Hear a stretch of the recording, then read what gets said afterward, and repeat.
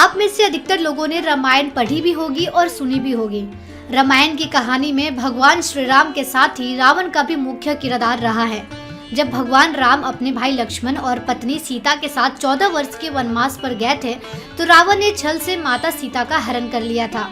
इसके बाद उसने माता सीता को लंका के अशोक वन में कैद करके रखा। रामायण के अनुसार अपनी कैद में रखने के बावजूद रावण माता सीता को छू तक नहीं पाया था। यह बात तो सभी जानते हैं, लेकिन क्या आपको पता है कि ऐसी क्या वजह है जिसके कारण रावण माता सीता को छू नहीं पाया? आइए जानते हैं रामायण की इस कहानी के बारे में।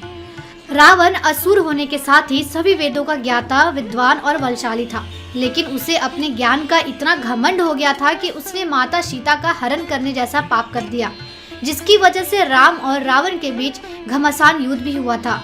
रावण ने माता सीता का हरण कर उन्हें लंका के अशोक वन में कैद करके रखा, लेकिन वह चाहकर भी कभी माता सीता को छू नहीं पाया था। ऐसा माना जाता है कि रावण को यह श्राप था कि वो कभी भी किसी पराई महिला को नहीं छू पाएगा। आइए जानते हैं कब और किसने दिया था रावण को यह श्राप। वाल्मीकि रामायण के उत्तरकांड में अध्याय 26 और श्लोक 39 में रावण को मिले इस श्राप का जिक्र किया गया है। कहानी के अनुसार एक बार रावण ने भगवान शिव को प्रसन्न करने के लिए घोर तपस्या की थी। भगवान शिव ने रावण की तपस्या से प्रसन्न होकर उसको दर्शन दिए और वरदान मांगने को कहा।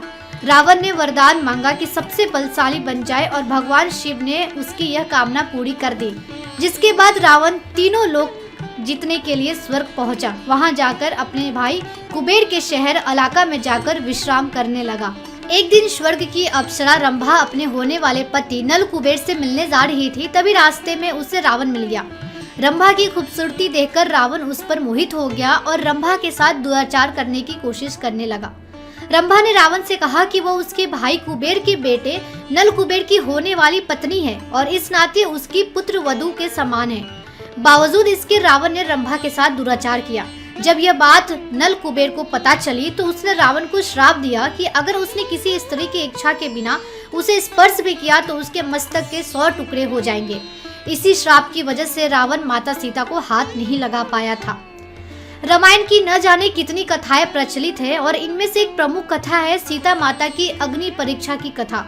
वास्तव में ये बात थोड़ी सोचने पर मजबूर करती है कि आखिर माता सीता और प्रभु श्री राम के बीच के अटूट प्रेम के बावजूद भी अग्नि परीक्षा क्यों देनी पड़ी। इस बात को लेकर भी कई कथाएं सुनने में आती है।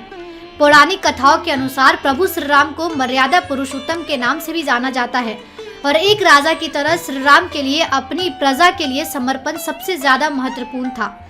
ऐसे में जब लंबे समय तक रावण की कैद में रहने के बाद माता सीता श्री राम के साथ अयोध्या लौटी थी, तब उनकी पवित्रता को लेकर समाज के एक वर्ग में संदेह होने लगा। इस पर एक वृद्धा ने उन पर कटाक्ष करते हुए यह भी कहा कि ये भला कैसे मर्यादा पुरुषोत्तम है जो ऐसी माता सीता को अयोध्या वापस ले आए जो अब तक रावण के पास थी और उनकी पवित्रता का कोई प्रमाण नहीं है। जब श्री राम को ये बात पता चली तो उन्होंने प्रजा के कल्याण के लिए माता सीता को अग्नि परीक्षा देकर अपनी पवित्रता को सिद्ध करने के लिए कहा।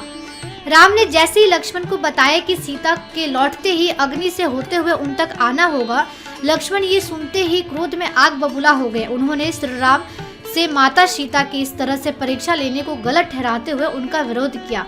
इतना ही नहीं, हमेशा अपने भाई के पीछे पीछे चलने वाले लक्ष्मण ने भाई के विरोध जाने तक का ऐलान कर दिया।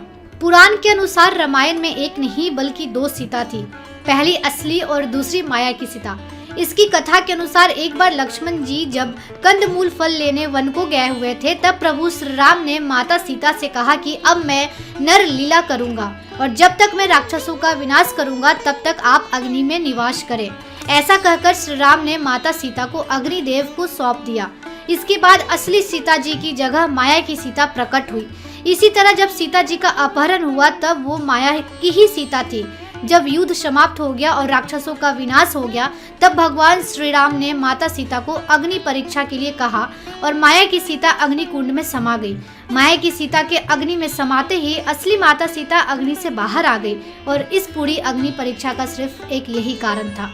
पुराण की कथाओं के अनुसार असली माता सीता को कोई अग्नि परीक्षा नहीं देनी पड़ी थी और न ही उन्हें वनवास जाना पड़ा था। भगवान राम भी माता सीता के इन दोनों रूपों के बारे में जानते थे क्योंकि ये उन्हीं के द्वारा रचित थे।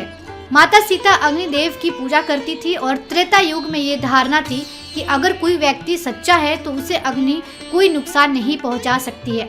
इसी वजह से असली माता सीता अग्निदेव की शरण में सुरक्षित हो गई थी और माता सीता अपहरण से लेकर अग्नि परीक्षा तक के समय में माया की सीता ही थी। रामचरितमानस ने अरण्य कांड में दोहा 23 और लंका कांड में दोहा 108 से 109 तक में इस प्रसंग का वर्णन किया गया है। अगर आपको यह वीडियो अच्छा लगा हो तो इसे जरूर शेयर करें और इसी तरह के वीडियो देखने के लिए हमारे चैनल को सब्सक्राइब जरूर करें।